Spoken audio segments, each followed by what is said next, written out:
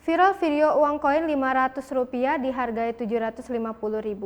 Direktur Departemen Komunikasi Bank Indonesia, Junanto Herdiawan angkat bicara. Sebelumnya, sebuah video mengenai uang koin Rp500 warna kuning disebutkan bisa ditukar dengan uang senilai Rp750.000 viral di media sosial TikTok. Selain berisi tangkapan layar pemberitaan terkait ajakan untuk menukarkan uang koin yang dihargai Rp750.000, video tersebut juga memperlihatkan kumpulan uang koin Rp500 warna kuning dan akun tersebut atas nama @arumhaj mengajak menukar uang koin tersebut. Junanto menjelaskan, uang yang ditarik Bank Indonesia dan bernilai Rp750.000 merupakan uang rupiah khusus yang terbit pada tahun 1990.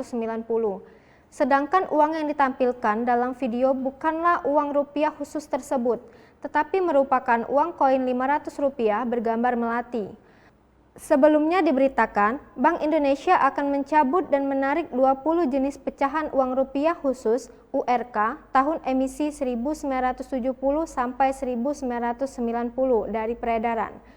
Pencabutan 20 jenis pecahan tersebut terhitung sejak 30 Agustus 2021 dengan mengacu pada Peraturan Bank Indonesia PBI nomor 23/12/PBI/2021.